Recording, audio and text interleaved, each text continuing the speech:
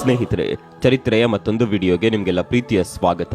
ಯಾರ ಹೆಸರು ಕೇಳಿದ್ರೆ ಭಾರತೀಯರ ನರನಾಡಿ ಎದ್ದು ನಿಲ್ಲುತ್ತೋ, ಯಾರ ಹೆಸರು ಕೇಳಿದ್ರೆ ಭಾರತೀಯರಿಗೆ ರೋಮಾಂಚನವಾಗುತ್ತೋ, ಯಾರ ಹೆಸರು ಕೇಳಿದ್ರೆ ಭಾರತೀಯರ ದೇಶಭಕ್ತಿ ಹೊರಹೊಮ್ಮುತ್ತೋ, ಬರಿಯ ಮಹಾರಾಜನಾಗಿ ಉಳಿಯದೆ ಅದೆಷ್ಟೋ ಜನರ ಆರಾಧ್ಯ ದೈವವಾಗಿರುವ ಆ ವ್ಯಕ್ತಿ ಅವರೇ ಛತ್ರಪತಿ ಶಿವಾಜಿ. ಈ ಹೆಸರನ್ನ ಕೇಳದವರೇ ಇಲ್ಲ. ಬನ್ನಿ ವೀಕ್ಷಕರೇ, ಈ ವಿಡಿಯೋದಲ್ಲಿ ಶಿವಾಜಿ ಮಹಾರಾಜರ ಕುರಿತಾದ ಅನೇಕಾರು ಸಂಗತಿಗಳನ್ನ ತಿಳಿಯೋಣ.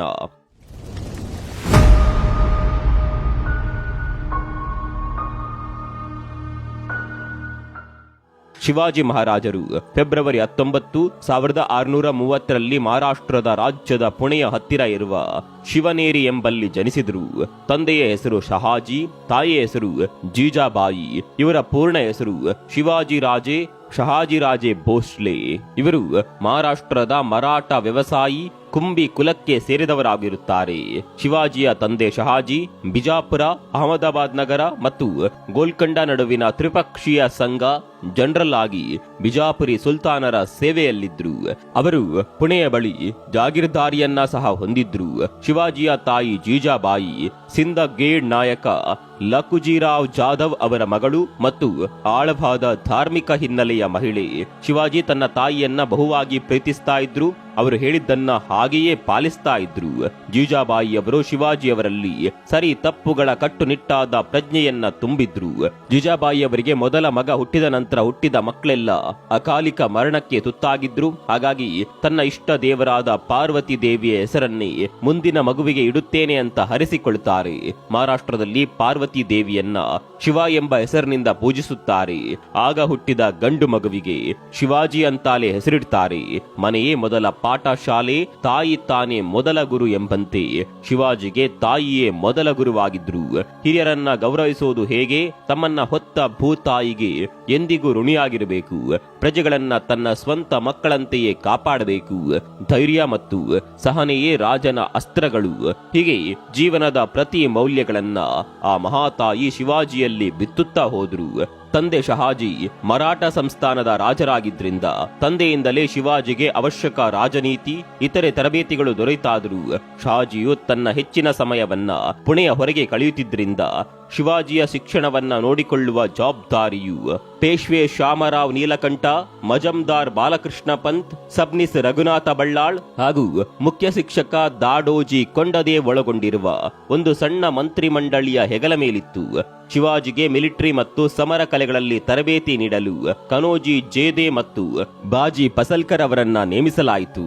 ಶಿವಾಜಿ ಚಿಕ್ಕ ವಯಸ್ಸಿನಿಂದಲೇ ಹೊಟ್ಟು ಶೂರನಾಗಿ ಹೊರಹೊಮ್ಮಿದರು. ಸಕ್ರಿಯ ಹೊರಾಂಗಣದಲ್ಲಿ ಅವರು ಶಿವನೇರಿ ಕೋಟೆಗಳನ್ನ ಸುತ್ತುವರೆದಿರುವ ಸಹ್ಯಾದ್ರಿ ಪರ್ವತಗಳನ್ನ ಪರಿಶೋಧಿಸಿದ್ರು. ಅವರು 15 ವರ್ಷದವರಾದಾಗ ಮಾವಾಲ್ ಪ್ರದೇಶದಿಂದ ನಿಷ್ಠಾವಂತ ಸೈನಿಕರ ಗುಂಪನ್ನ ಕಟ್ಟಿದ್ರು. ಈ ಸೈನಿಕರು ನಂತರ ಅವರ ಆರಂಭಿಕ ವಿಜಯಗಳಲ್ಲಿ ಸಹಾಯ ಮಾಡಿದ್ರು. ತನ್ನ 12ನೇ ವಯಸ್ಸಿನವರೆಗೂ ಬೆಂಗಳೂರಿನಲ್ಲಿ ವಾಸವಿದ್ದ ಶಿವಾಜಿಗೆ ಆರಂಭಿಕ ಶಿಕ್ಷಣವನ್ನ ಕೊಟ್ಟವರು ಅಣ್ಣ ಸಂಭಾಜಿ. ನಂತರ ಶಿವನೇರಿ ದುರ್ಗಕ್ಕೆ ಹಿಂದಿರುಗಿದ ಶಿವಾಜಿಗೆ ಪೂರ್ಣ ಪ್ರಮಾಣದ ಯುದ್ಧ ಕೌಶಲವನ್ನ ಧಾರೆ ಎರೆದವರು ದಾದಾಜಿ ಕೊಂಡದೇವ. ಕತ್ತಿವರಸೆ, ಕುದುರೆ ಸವಾರಿ, ಯುದ್ಧ ಕಲೆಗಳನ್ನ ಕರಗತ ಮಾಡಿಕೊಂಡ ಶಿವಾಜಿ 17ನೇ ವಯಸ್ಸಿಗೆ ತೋರಣ ದುರ್ಗ ವಶಪಡಿಸಿಕೊಂಡು ಮಹತ್ವಾಕಾಂಕ್ಷೆಯ ಹೆಜ್ಜೆಗಳನ್ನ ಇಡಲು ಆರಂಭಿಸಿದ್ರು. ಎಳೆಯ ವಯಸ್ಸಿನಿಂದಲೇ ತಾಯಿ ಜೀಜಾಬಾಯಿಯಿಂದ ಜೀವನ ಮೌಲ್ಯಗಳ ಶಿಕ್ಷಣ ಪಡೆದಿದ್ದ ಶಿವಾಜಿ ಸಂತ ರಾಮದಾಸರ ಪರಮ ಭಕ್ತರಾಗಿದ್ರು. ಶಹಾಜಿ ಜಾಗೀರು ನೋಡಿಕೊಳ್ಳುತ್ತಿದ್ದ ದಾದಾಜಿ ಕೊಂಡದೇವ ಅವರಿಂದ ಪರಿಪೂರ್ಣ ಸೈನಿಕ ಶಿಕ್ಷಣ ಪಡೆದಿದ್ದ ಶಿವಾಜಿ ಕಾಡು ಮೇಡುಗಳಲ್ಲಿ ಸುತ್ತಾಡಿ ಅನುಭವ ಪಡೆದರು. ಪಶ್ಚಿಮ ಘಟ್ಟಗಳ ಮಾವಾಳರೆಂಬ ಗಿರಿಜನರನ್ನ ಕಂಡ ಶಿವಾಜಿ ಅವರ ಧೈರ್ಯ ಸಾಹಸಗಳನ್ನ ನೋಡಿ ಅವರನ್ನೆಲ್ಲ ಸೇರಿಸಿ ಬಲವಾದ ಪಡೆ ಕಟ್ಟಲು ಆರಂಭಿಸಿದ್ರು. ಪ್ರಮುಖ ಮರಾಠ ನಾಯಕರು ಇವರೊಡನೆ ಕೈಜೋಡಿಸಿದ್ರು. ತಂದೆ ಜೈಗಿರಾದ ಬೆಂಗಳೂರಿನಲ್ಲಿ ವಾಸಿಸುತ್ತಿದ್ದ ಸಂದರ್ಭದಲ್ಲಿ ಅದೇ ಪ್ರದೇಶಕ್ಕೆ ಸನಿಹವಿದ್ದ ಮರೆಯಲಾಗದ ಮಹಾ ಸಾಮ್ರಾಜ್ಯವಾದ ವಿಜಯನಗರವನ್ನ, ಅದರ ಅವಶೇಷಗಳನ್ನ ಕಂಡು ಬಂದಿದ್ರು ಯುವಕ ಶಿವಾಜಿ. ತಾಯಿ ಜೀಜಾಬಾಯಿ ಹಾಗೂ ಗುರು ಕೊಂಡದೇವರೊಂದಿಗೆ ಬೆಂಗಳೂರಿಗೆ ಬಂದ ಶಿವಾಜಿ ವಿವಾಹ ನೆರವೇರಿದ್ದು 1940-42ರ ಸುಮಾರಿಗೆ. ಆಗ ಬೆಂಗಳೂರು ಕೋಟೆಯೊಳಗೆ ಇದ್ದ ಗೌರಿ ಮಹಲ್ನಲ್ಲಿ ಶಿವಾಜಿ ಮೊದಲ ವಿವಾಹ ನಿಂಬಳ್ಕರ್ ಮನೆತನದ ಸಾಯಿಬಾಯಿ ಜೊತೆಗೆ ವಿಜೃಂಭಣೆಯಿಂದ ಜರುಗಿತು. ಪರದೇಶಿಗಳ ಆಳ್ವಿಕೆಯಿಂದ ನಲುಗಿ ಹೋಗಿದ್ದ ಹಿಂದೂಸ್ತಾನವನ್ನ ಒಗ್ಗೂಡಿಸುವ ಮಹತ್ವದ ನಿರ್ಧಾರಕ್ಕೆ ಬಂದ ಶಿವಾಜಿ ಮೊದಲಿಗೆ ಕೊಂಕಣ ಭಾಗದಲ್ಲಿದ್ದ ಅನೇಕ ಕೋಟೆಗಳನ್ನ ಗೆದ್ದರು. ಯುದ್ಧ ಕೌಶಲದಿಂದ ಹಲವಾರು ಯುದ್ಧಗಳಲ್ಲಿ ವಿಜಯ ಸಾಧಿಸಿ ಮರಾಠ ರಾಜ್ಯಕ್ಕೆ ನಾಂದಿ ಹಾಡಿದ್ರು. 1645 ಹೊತ್ತಿಗೆ ಶಿವಾಜಿಯು ಪುಣೆಯ ಸುತ್ತಲಿನ ಬಿಜಾಪುರ ಸುಲ್ತಾನರ ಅಡಿಯಲ್ಲಿ ಇರುವ ಹಲವಾರು ಆಯಕಟ್ಟಿನ ಪ್ರದೇಶಗಳ ನಿಯಂತ್ರಣವನ್ನ ಸ್ವಾಧೀನಪಡಿಸಿಕೊಂಡರು. ಇನಾಯತ್ ಖಾನ್ನಿಂದ ಟೋರ್ನಾ, ಫಿರಂಗೋಜಿ ನರ್ಸಾಲರಿಂದ ಚಕನ್, ಆದಿಲ್ ಶಾಹಿ ಗವರ್ನರ್ನಿಂದ ಕೊಂಡಾನ, ಜೊತೆಗೆ ಸಿಂಹಗಡ ಮತ್ತು ಪುರಂದರ. 1665ರಲ್ಲಿ ಶಹಾಜಿಯ ಮರಣದ ನಂತರ ಬಿಜಾಪುರಿ ಜಾಗೀರ್ದಾರರಾದ ಚಂದ್ರರಾವ್ ಮೋರೆ ಅವರಿಂದ ಜಾವಾಳಿ ಕಣಿವೆಯನ್ನ ಸ್ವಾಧೀನಪಡಿಸಿಕೊಳ್ಳುವ ಮೂಲಕ ಶಿವಾಜಿ ತನ್ನ ವಿಜಯವನ್ನ ಪುನರಾರಂಭಿಸಿದ್ರು. ಮೊಹಮ್ಮದ್ ಆದಿಲ್ ಶಾ ಶಿವಾಜಿಯನ್ನ ಬಗ್ಗು ಬಡಿಯಲು ಅಫ್ಜಲ್ ಖಾನ್ ಎಂಬ ಪ್ರಬಲ ಸೇನಾಧಿಪತಿಯನ್ನ ಕಳಿಸಿದನು. ಮಾತುಕತೆಯ ನಿಯಮಗಳನ್ನ ಚರ್ಚಿಸಲು ಇಬ್ಬರು ನವೆಂಬರ್ 10, 1659ರಂದು ಖಾಸಗಿಯಾಗಿ ಭೇಟಿಯಾದರು. ಶಿವಾಜಿ ಇದು ಒಂದು ಬಲೆ ಎಂದು ನಿರೀಕ್ಷಿಸಿದ್ರು ಮತ್ತು ಅವರು ರಕ್ಷಾ ಕವಚವನ್ನ ಧರಿಸಿ ಲೋಹದ ಹುಲಿಯ ಪಂಜವನ್ನ ಮರಮಾಚಿಕೊಂಡು ಸಿದ್ಧರಾಗಿ ಬಂದರು. ಅಫ್ಜಲ್ ಖಾನ್ ಶಿವಾಜಿಯ ಮೇಲೆ ಕಟಾರಿಯಿಂದ ದಾಳಿ ಮಾಡಿದಾಗ ಅವರ ರಕ್ಷಾ ಕವಚದಿಂದ ಶಿವಾಜಿಯ ಪ್ರಾಣ ಉಳಿಯಿತು ಮತ್ತು ಶಿವಾಜಿಯ ಹುಲಿಯ ಪಂಜದಿಂದ ಅಫ್ಜಲ್ ಖಾನ್ ಮೇಲೆ ದಾಳಿ ಮಾಡಿ ಮಾರಣಾಂತಿಕವಾಗಿ ಗಾಯಗೊಳಿಸಿದ್ರು. ನಾಯಕರಿಲ್ಲದ ಬಿಜಾಪುರಿ ತುಕಡಿಗಳ ಮೇಲೆ ದಾಳಿ ನಡೆಸಲು ಶಿವಾಜಿಯು ತನ್ನ ಪಡೆಗಳಿಗೆ ಆದೇಶಿಸಿದ್ರು. ಪ್ರತಾಪಗಡ ಕದನದಲ್ಲಿ ಸುಮಾರು 3000 ಬಿಜಾಪುರಿ ಸೈನಿಕರು ಮರಾಠ ಪಡೆಗಳಿಂದ ಕೊಲ್ಲಲ್ಪಟ್ಟು ಪ್ರತಾಪಗಡ ಕದನದಲ್ಲಿ ಶಿವಾಜಿಗೆ ಗೆಲುವು ಸುಲಭವಾಯಿತು. ಮೊಹಮ್ಮದ್ ಆದಿಲ್ ಶಾ ಮುಂದೆ ಕೊಲ್ಲಾಪುರ ಕದನದಲ್ಲಿ ಶಿವಾಜಿಯನ್ನ ಎದುರಿಸಲು ಜನರಲ್ ರುಸ್ತುಂ ಜಮಾನ್ ನೇತೃತ್ವದಲ್ಲಿ ದೊಡ್ಡ ಸೈನ್ಯವನ್ನ ಕಳಿಸಿದನು. ಆಯಕಟ್ಟಿನ ಯುದ್ಧದಲ್ಲಿ ಶಿವಾಜಿ ವಿಜಯವನ್ನ ಸಾಧಿಸಿದನು. ಸೆಪ್ಟೆಂಬರ್ 22, 1660ರಂದು ಆದಿಲ್ ಶಾನ ಸೇನಾಧಿಪತಿ ಸಿದ್ದಿ ಜೌಹರ್ ಯಶಸ್ವಿಯಾಗಿ ಪಲ್ಲಾನ ಕೋಟೆಯನ್ನ ಮುತ್ತಿಗೆ ಹಾಕಿದಾಗ ಮೊಹಮ್ಮದ್ ಆದಿಲ್ ಶಾ ಅಂತಿಮವಾಗಿ ವಿಜಯವನ್ನ ಕಂಡನು. ಶಿವಾಜಿ 1673ರಲ್ಲಿ ಪಹನಾಲ್ ಕೋಟೆಯನ್ನ ಮರುವಶಪಡಿಸಿಕೊಂಡ್ರು. ಹೀಗೆ ಶಿವಾಜಿಯ ಕೀರ್ತಿ ಮೊಘಲರ ಸಾಮ್ರಾಜ್ಯದವರೆಗೂ ತಿಳಿಯುತ್ತೆ. ಭಾರತ ದೇಶವು ಹಿಂದೂ ದೇಶವಾಗದೆ ಸಂಪೂರ್ಣ ಮುಸ್ಲಿಂ ರಾಷ್ಟ್ರವಾಗಬೇಕೆಂಬ ದುರುದ್ದೇಶದಿಂದ ಅನೇಕ ಮುಸ್ಲಿಂ ರಾಜರು ತರಹೇವಾರಿ ಪ್ರಯತ್ನಗಳನ್ನ ಮಾಡಿ ಮಣ್ಣು ಮುಕ್ಕಿರೋದನ್ನ ನಮ್ಮ ಭಾರತದ ಇತಿಹಾಸ ಕಂಡಿದೆ. ಇಂಥದ್ದೇ ದುರುದ್ದೇಶವಿದ್ದ ಮತ್ತೊಬ್ಬ ಮುಸ್ಲಿಂ ರಾಜ ಮೊಘಲ್ ಸಾಮ್ರಾಜ್ಯದ ಔರಂಗಜೇಬ. ಶಿವಾಜಿಯ ಬಗ್ಗೆ ತಿಳಿದ ಈತ ಒಮ್ಮೆ ಸಂಧಾನ ಮಾಡಲು ಕರೆಸಿ ವಂಚಿಸಿ ಶಿವಾಜಿ ಹಾಗೂ ಅವರ ಮಗ ಸಂಭಾಜಿಯವರನ್ನ ಸೆರೆ ಹಿಡಿದು ಹಿಂಸಿಸುತ್ತಾನೆ. ಆದರೆ ಶಿವಾಜಿಯವರು ಅನಾರೋಗ್ಯದ ನೆಪವೊಡ್ಡಿ ಮನೆದೇವರ ಪೂಜೆಯನ್ನ ಸೆರೆಮನೆಯಲ್ಲೇ ಮಾಡಬೇಕು ಎಂದು ಹೇಳಿ ಹಣ್ಣುಗಳನ್ನ ದೊಡ್ಡ ದೊಡ್ಡ ಪೆಟ್ಟಿಗೆಗಳಲ್ಲಿ ತರಿಸಿಕೊಳ್ತಾರೆ. ಅದರಲ್ಲಿ ಮಗ ಸಂಭಾಜಿಯನ್ನ ಬಚ್ಚಿ ತಪ್ಪಿಸಿಕೊಳ್ಳಲು ಸಹಾಯ ಮಾಡ್ತಾರೆ. ಥೇಟ್ ಸಿನಿಮಾಗಳಲ್ಲಿ ತೋರಿಸುವ ಹಾಗೆಯೇ ಶಿವಾಜಿಯವರು ಅಲ್ಲಿನ ಕಾವಲುಗಾರರನ್ನ ಹೊಡೆದುರುಳಿಸಿ ತಪ್ಪಿಸಿಕೊಳ್ತಾರೆ.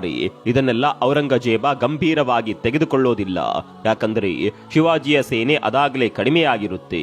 ಆದರೆ ಆಶ್ಚರ್ಯವಾಗುವಂತೆ ತಮ್ಮ ಪುಟ್ಟ ಸೈನ್ಯದೊಂದಿಗೆ ಸಿದ್ಧರಾಗಿ ಕೇವಲ 4 ತಿಂಗಳಲ್ಲಿ ಮೊಘಲರ ಸೊಕ್ಕು ಅಡಗಿಸಲು ಮುಂದಾಗ್ತಾರೆ ಶಿವಾಜಿ. ಆ ರೋಚಕ ಯುದ್ಧದಲ್ಲಿ ಗೆದ್ದದ್ದು ಶಿವಾಜಿಯೇ. ಮುಂದೆ ತನ್ನೆಲ್ಲ ಸ್ಥಳಗಳನ್ನ ಮರುವಶಪಡಿಸಿಕೊಂಡ್ರು ಶಿವಾಜಿ. ಇದೇ ಸಮಯದಲ್ಲೇ ಮೊಘಲರ ಬಲವಂತದ ಮತಾಂತರದಿಂದ ಕೋಟ್ಯಾನುಕೋಟಿ ಹಿಂದೂಗಳನ್ನ ರಕ್ಷಿಸುವಲ್ಲೂ ಯಶಸ್ವಿಯಾಗ್ತಾರೆ. ಪೂನಾ ಮತ್ತು ಕೊಂಕಣಕ್ಕೆ ಹೊಂದಿಕೊಂಡಿರುವ ಪ್ರದೇಶಗಳ ಮೇಲೆ ಗಣನೀಯ ನಿಯಂತ್ರಣವನ್ನ ಕ್ರೋಢೀಕರಿಸಿದ ನಂತರ ಶಿವಾಜಿಯು ರಾಜನ ಬಿರುದನ್ನ ಅಳವಡಿಸಿಕೊಳ್ಳಲು ಮತ್ತು ದಕ್ಷಿಣದಲ್ಲಿ ಮೊದಲ ಹಿಂದೂ ಸಾರ್ವಭೌಮತ್ವವನ್ನ ಸ್ಥಾಪಿಸಲು ನಿರ್ಧರಿಸಿದ್ರು. ಅದು ಇಲ್ಲಿವರೆಗೂ ಮುಸ್ಲಿಮರ ಪ್ರಾಬಲ್ಯವಾಗಿತ್ತು.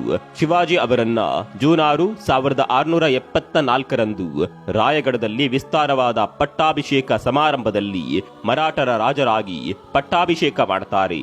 ಸುಮಾರು 50,000 ಜನರ ಸಮ್ಮುಖದಲ್ಲಿ ಪಟ್ಟಾಭಿಷೇಕವನ್ನ ಪಂಡಿತ್ ಗಾಗಾ ಭಟ್ ಅವರು ನೆರವೇರಿಸುತ್ತಾರೆ. ಶಿವಾಜಿ ಮಹಾರಾಜರು ಛತ್ರಪತಿ, ಶಕಕರ್ತ, ಕ್ಷತ್ರಿಯ ಕುಲವಂತರು ಮತ್ತು ಹೈಂದವ ಧರ್ಮೋದಾರಕ ಮುಂತಾದ ಹಲವಾರು ಬಿರುದುಗಳನ್ನ ಪಡಿತಾರೆ. ಪಟ್ಟಾಭಿಷೇಕದ ನಂತರ ಶಿವಾಜಿಯ ನಿರ್ದೇಶನದ ಮೇರೆಗೆ ಮರಾಠರು ಹೆಚ್ಚಿನ ಡೆಕ್ಕನ್ ರಾಜ್ಯಗಳನ್ನ ಹಿಂದೂ ಸಾರ್ವಭೌಮತ್ವದ ಅಡಿಯಲ್ಲಿ ಕ್ರೋಢೀಕರಿಸಲು ಆಕ್ರಮಣಕಾರಿ ವಿಜಯದ ಪ್ರಯತ್ನಗಳನ್ನ ಪ್ರಾರಂಭಿಸಿದರು. ಖಾಂದೇಶ್, ಬಿಜಾಪುರ, ಕಾರವಾರ, ಕೊಲ್ಲಾಪುರ, ಜಂಜೀರ, ರಾಮನಗರ ಮತ್ತು ಬೆಳಗಾವಿಯನ್ನ ವಶಪಡಿಸಿಕೊಳ್ಳುತ್ತಾರೆ. ಶಿವಾಜಿ ಮಹಾರಾಜರು ಆದಿಲ್ ಶಾಹಿ ದೊರೆಗಳಿಂದ ನಿಯಂತ್ರಿಸಲ್ಪಟ್ಟ ವೆಲ್ಲೂರು ಮತ್ತು ಗಿಂಗಿಯಲ್ಲಿ ಕೋಟೆಗಳನ್ನ ವಶಪಡಿಸಿಕೊಳ್ಳುತ್ತಾರೆ.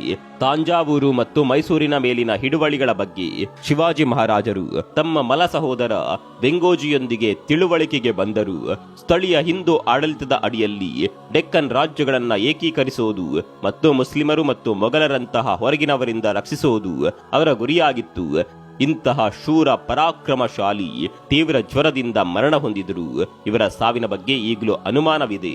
ಇಬ್ಬರು ಹೆಂಡತಿಯರನ್ನ ಹೊಂದಿದ್ದ ಶಿವಾಜಿಯನ್ನ ಪಟ್ಟದ ಆಸೆಗಾಗಿ ಎರಡನೇ ಹೆಂಡತಿಯೇ ಊಟದಲ್ಲಿ ವಿಷ ಹಾಕಿ ಕೊಂದಿದ್ದಾಳೆ ಎಂದು ಕೆಲವರು ಅಭಿಪ್ರಾಯಪಡ್ತಾರೆ. ಸ್ವಾಭಿಮಾನಿ ಹಿಂದೂ ರಾಷ್ಟ್ರದ ನಿರ್ಮಾಣಕ್ಕೆ ಹೋರಾಡಿದ ಛತ್ರಪತಿ ಶಿವಾಜಿ ಮಹಾರಾಜರು ಹಿಂದೂಸ್ತಾನವನ್ನ ಒಗ್ಗೂಡಿಸಲು ಬಹುವಾಗಿ ಶ್ರಮಿಸಿದ್ರು. ಕೊಂಕಣ ಭಾಗದಲ್ಲಿದ್ದ ಅನೇಕ ಕೋಟೆಗಳನ್ನ ಗೆದ್ದು ಕ್ರಮೇಣ ಇಡೀ ಪಶ್ಚಿಮ ಭಾರತವನ್ನ ತನ್ನ ಆಳ್ವಿಕೆಗೆ ತಂದರು. ಶಿವಾಜಿಯು ಶೌರ್ಯ, ರಾಷ್ಟ್ರಭಕ್ತ ಆಡಳಿತಗಾರರಿಗೆ ಎಂದೆಂದಿಗೂ ಪ್ರೇರಣಾದಾಯಿ. ಛತ್ರಪತಿ ಶಿವಾಜಿ ಮಹಾರಾಜರ ಹೆಸರು ಭಾರತದ ಚರಿತ್ರೆಯಲ್ಲಿ ಅಗ್ರ ಪಂಕ್ತಿಯಲ್ಲಿ ನಿಲ್ಲುವಂತದ್ದು. ಶಿವಾಜಿ ಮಹಾರಾಜರ ಬಗ್ಗೆ ನಿಮ್ಮ ಅಭಿಪ್ರಾಯ ಏನು ಅನ್ನೋದನ್ನು ಕಾಮೆಂಟ್ ಮಾಡಿ. ಮತ್ತೊಂದು ವಿಡಿಯೋದಲ್ಲಿ ಮತ್ತೆ ಸಿಗೋಣ. ಅಲ್ಲಿವರೆಗೂ ನಮಸ್ಕಾರ.